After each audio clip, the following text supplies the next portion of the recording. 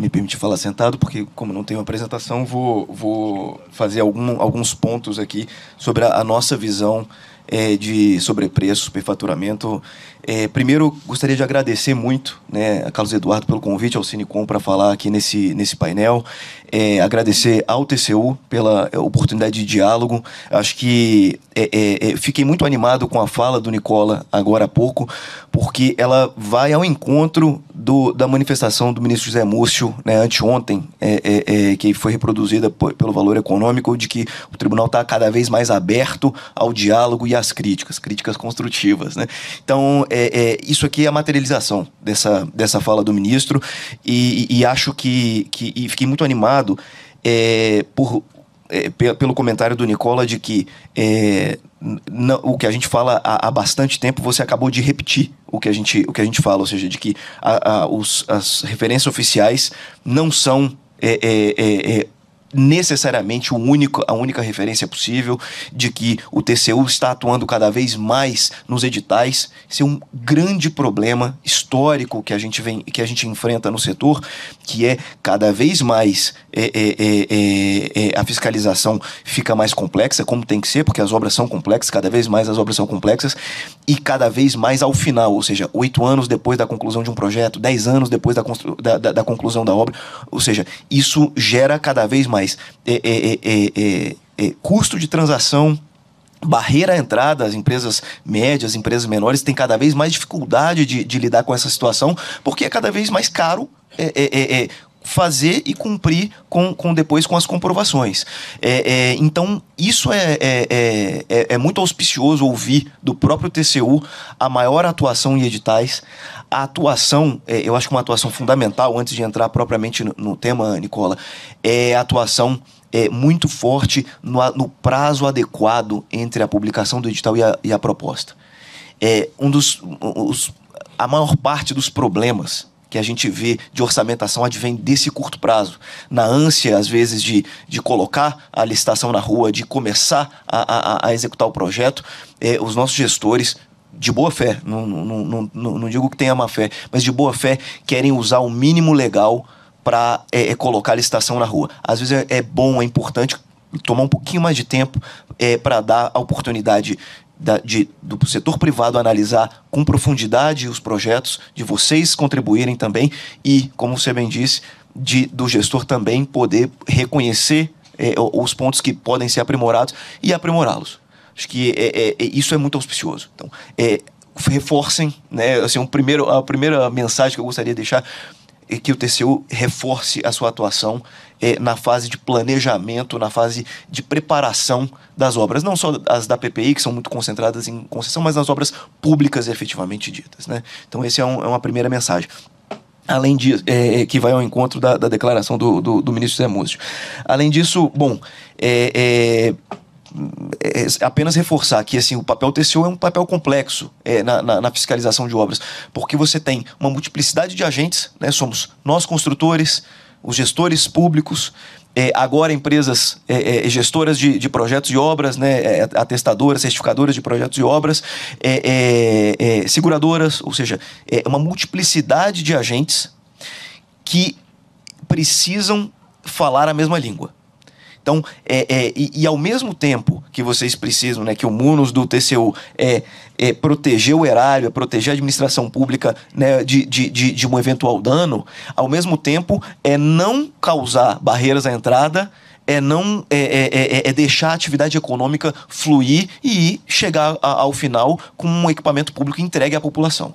Então, é uma função complexa e, por isso, assim, é importante a gente reforçar cada vez mais, de forma perene e constante, o diálogo entre todos os stakeholders que fazem parte desse mercado. Então, isso é um ponto importante. Os problemas que a gente enfrenta por conta disso são, em sua grande parte, na questão de sobrepreço e superfaturamento, agora entrando um pouco mais no tema, por divergências de parâmetros. Ou seja, por mais que a gente tenha aqui planilhas referenciais, preços referenciais, outras metodologias que o próprio TCU aí, historicamente adota para aferir preços de mercado, quando a gente vai implementar na prática, no caso concreto, é que os problemas aparecem. Por quê? Porque existem diferenças de bases de referenciais internamente dentro dos próprios técnicos do TCU, que a iniciativa privada usa para fazer a sua orçamentação, que o governo, né, que o agente público usa para fazer a sua orçamentação.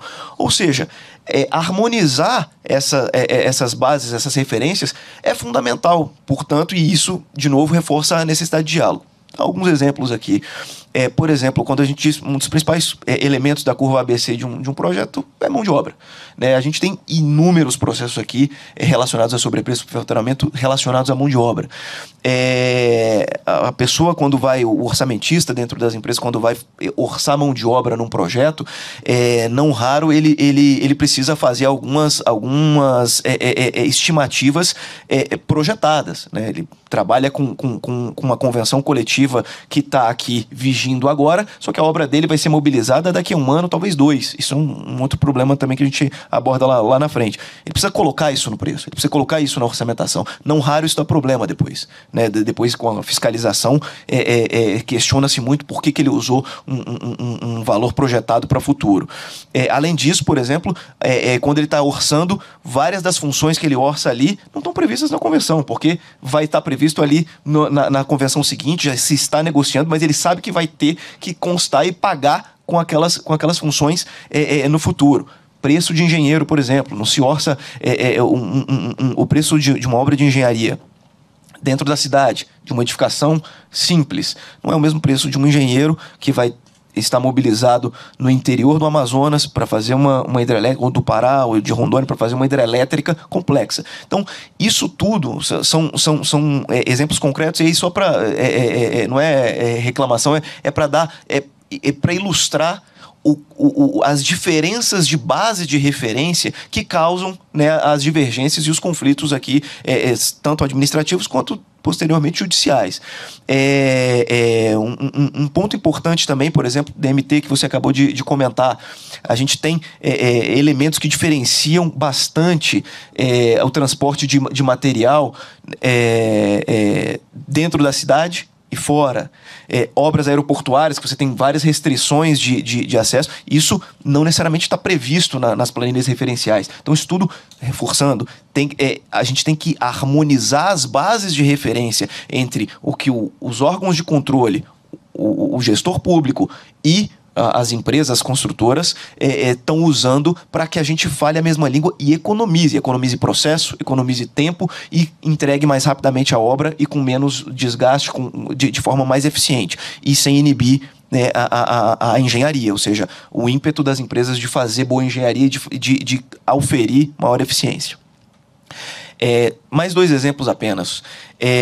Por exemplo, RDC, contratação integrada. A gente tem tido uma crescente de casos em RDC e contratação integrada, em que, muito embora, né, a natureza, né, do processo de contratação integrada ou preços globais seja, e o próprio decreto 7983 defina que a comparação entre o preço, né, orçado e o preço de referência global, a gente tem tido uma crescente de casos e de contestações em comparação de preços unitários, e não por etapa, mas preços unitários em si, dentro de contratos em preços globais, né? Empreitada global e contratação integrada. Isso nitidamente, né, na nossa opinião, uma divergência de base e de entendimento jurídico até das coisas. Então, esse tipo de diferenças de base é o que gera muitos dos problemas que a gente enfrenta atualmente, né? Um outro problema muito recorrente, por exemplo, a gente tem muitas obras paralisadas, 7 mil obras paralisadas hoje no Brasil. Dessas obras paralisadas, a maioria não é porque o TCU mandou parar, por exemplo, nem porque o Congresso, na verdade, mandou as obras serem paralisadas, é por falta de recurso.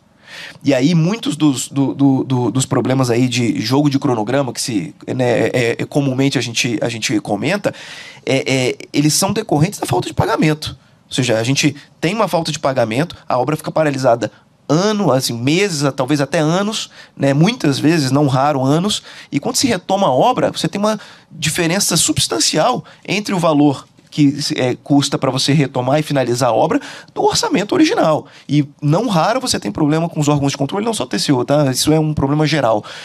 Até mais em obras municipais e estaduais do que até aqui no TCU, mas esse problema é grave, ele existe. Então, isso é um problema, né, que ajuda muito a ilustrar. Tudo isso para dizer o seguinte: o que a gente precisa ter muito claro, né, na opinião aqui das empresas construtoras, é que a gente precisa... Qual é a solução para isso? É diálogo, diálogo e diálogo. A gente precisa harmonizar desde a largada, desde o planejamento do projeto, quais são as bases referenciais que vão ser utilizadas em cada projeto, em cada obra. Ou seja, a gente tem uma grande oportunidade na fase de orçamentação lá do projeto, de trabalhar com as projetistas, né, com as empresas projetistas, para que seja claramente justificado, pelo menos para os principais elementos de custo da curva ABC, por que se está usando ou a planilha referencial ou outra referência qualquer. Isso já vai ajudar muito os orçamentistas dentro das empresas para fazer um orçamento muito mais em linha com o que se está planejando e por consequência, mitigar os problemas futuros com os órgãos de controle. Então, esse diálogo é um diálogo que tem que ser permanente. Para projetos mais complexos, a gente já teve experiências aqui de fazer grupos de trabalho com o TCU, por exemplo, para ferrovias, a gente fez um grupo de trabalho há alguns anos atrás. É essencial que a gente tenha esse procedimento formalizado. Eu sei que ele não está aqui formalizado no âmbito da casa, né, pelo menos salvo o melhor juízo. Seria muito importante que a gente formalizasse esse tipo de procedimento. E só para finalizar esse ponto, é importante também destacar aqui que a análise de sobrepreço e superfaturamento, ela deve ser feita, o próprio roteiro, né, de auditoria do TCU, que é um elemento, que é um documento, inclusive, queria parabenizar o TCU, é um documento excepcional. É um dos documentos mais bem feitos que eu já vi em termos de auditoria. Esse documento, ele prevê claramente que a auditoria, a aferição de sobrepreço e superfaturamento, ela é feita caso a caso. A gente não pode, sob pena de se inverter ilegalmente o ônus da prova e causar todos aqueles problemas que me referi antes, de ser tentado a buscar soluções de atacado, ou seja, buscar aferir sobrepreço e superfaturamento em estudos econométricos, né, como temos um estudo econométrico sobre liquidação de dano em cartel que foi feito, ou, por exemplo, em licitações de lotes, você usar como referência o preço de um lote em outro. Cada caso é um caso. Então, a gente precisa... e aí, queria entrar na discussão do conceito mesmo de sobrepreço e superfaturamento. Esse mesmo roteiro de auditoria do TCU, ele fala... É um elemento que eu achei muito interessante, que eu acho muito interessante, e é muito ponderado, que ele fala que o sobrepreço é uma diferença injustificada, né, entre o preço orçado e o preço de referência.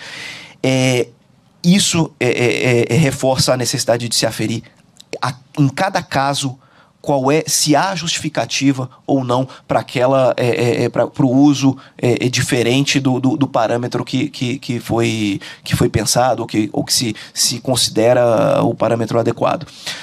Em relação ao conceito em si do sobrepreço e superfaturamento, eu não vou repetir o que Nicola comentou, que foi, né, perfeito, até porque não vou ensinar para nosso vigário, mas eu queria só demonstrar uma preocupação do setor construtor, porque nós estamos nesse exato momento discutindo a reforma da lei de licitações, a reforma da lei 8666.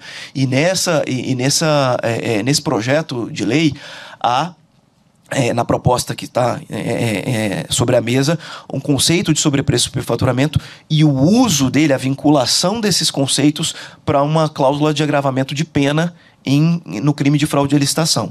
Isso é muito preocupante por um motivo específico. O conceito que está lá proposto, ele é um conceito que ele traz conceitos abertos dentro dele, ou seja, sobre superfaturamento. Se aqui no âmbito administrativo a gente tem discussões infindáveis aqui com a casa e depois que às vezes desagam para o âmbito judicial, e não raro nós temos vitória, né, dos argumentos das construtoras ou dos gestores públicos, vincular esses conceitos, né, esse conceito que contém dentro dele conceitos abertos à possibilidade de agravamento de pena, é preocupante.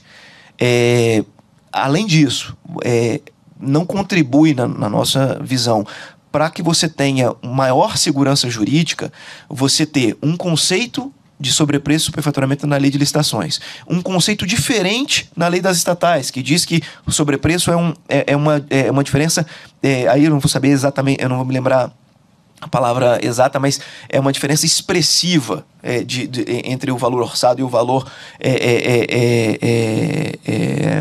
de referência. Ou seja, você traz mais elementos de insegurança jurídica e com o risco do seguinte: em vez da gente melhorar o ambiente de segurança jurídica, promover mais concorrência, porque, né, com mais segurança jurídica eu tenho mais empresas querendo participar dos certames, menos custo de transação, portanto mais eficiência, eu corro o risco de ter o inverso, ou seja, buscando combater os ilícitos que sim têm que ser combatidos, eu corro o risco de ter o inverso, né, ter o efeito inverso do que a gente pretende. Então, acho que a gente precisa aprofundar o estudo sobre esses conceitos e considerar trazer para esse conceito, né, o que existe já no roteiro de auditoria do TCU, que é o elemento da expressão injustificada, e o elemento para tratar de pena, para tratar do elemento penal, o elemento volitivo, o elemento de dano, né, de dolo, perdão. Então, basicamente essa intervenção que eu gostaria de fazer. Queria agradecer mais uma vez pela oportunidade do diálogo. Estamos abertos aqui a debater. Obrigado.